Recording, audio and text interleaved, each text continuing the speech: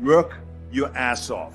There is no magic pill. It drives me crazy to go to the gym. You read 1 hour a day. I went and worked out 5 hours a day, and I was working on construction with 24 hours a day. Organize your day. Work hard. I'm here to talk about success. I went and worked out 5 hours a day, and I was working on construction. Because in those days in bodybuilding, there was no money.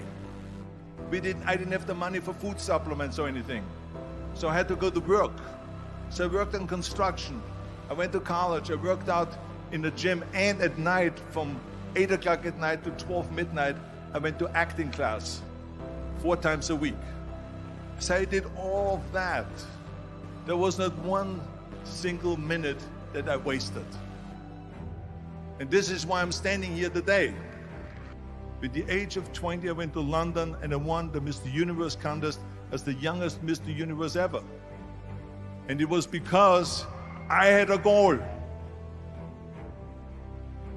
You see, if you don't have a vision of where you go, and if you don't have a goal where you go, you drift around and you never end up anywhere.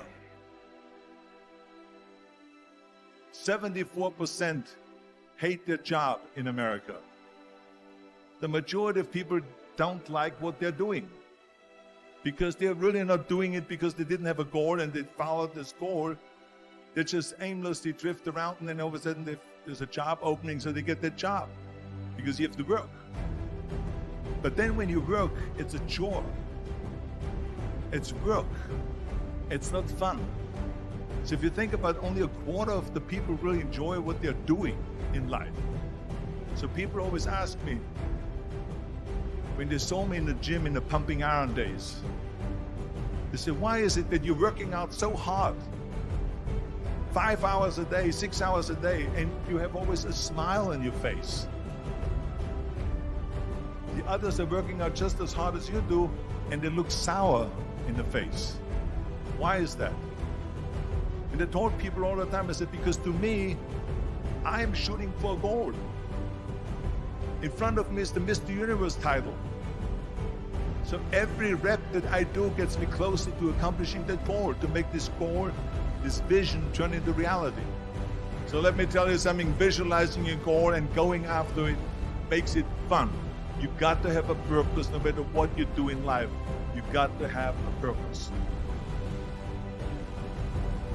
And Muhammad Ali worked his butt off. And I saw it firsthand.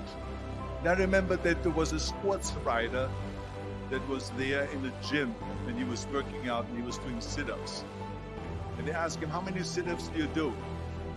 And he said, I don't start counting until it hurts. Now think about that. He doesn't start counting his sit-ups until he feels pain. That's when he starts counting. That is working hard. And so you can't get around the hard work. It doesn't matter who it is. Work your ass off. There is no magic pill. And it drives me crazy when people say that they don't have enough time to go to the gym for 45 minutes a day and work out. Or to do something for 45 minutes to an hour a day to improve. If it is physically improve or if it is mentally to improve. Imagine you read 1 hour a day about history. How much you will learn after 365 hours in 1 year. Think about if you study about the history of musicians, of composers, how much you would know. So it drives me nuts because when people say we don't have the time, we have 24 hours a day. We sleep 6 hours a day, so that gives you still 18 hours. So there's someone shaking their head out here in front. They say probably, I don't sleep 6 hours, I sleep 8 hours, right? Or just sleep faster. So we have 18 hours a day. The average person works around 8 to 10 hours. So let's assume it's 10 hours, so we have 8 hours left. Then you travel around an hour a day, maybe 2 hours a day. So now you have still 6 hours left. So what do you do with these 6 hours? We do it in 6 hours. Then we eat a little bit, then we schmooze a little bit, talk a little bit to people and all that stuff. But you can see how much time there is available if you organize your day. So you got to work hard. I hate plan B. And I tell you why. Because that means that you start thinking about plan B, and every thought that you put into plan B, you're taking away now that thought and that energy from plan A.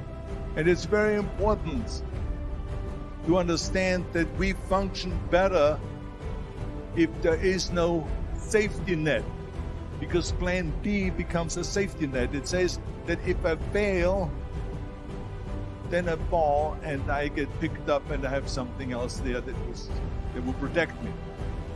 And that's not good, because people perform better when there's no safety net.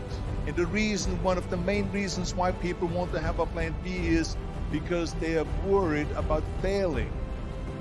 What is if I fail, then I don't have anything else?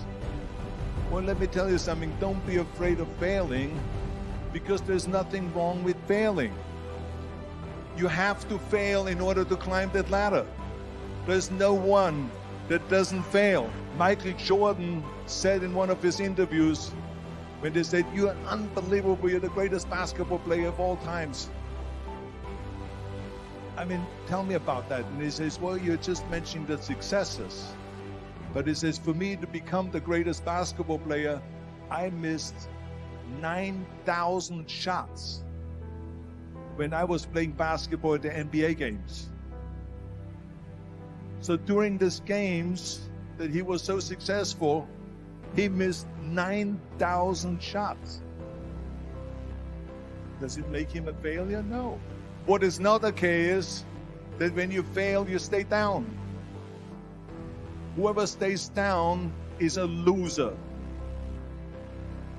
And winners will fail and get up.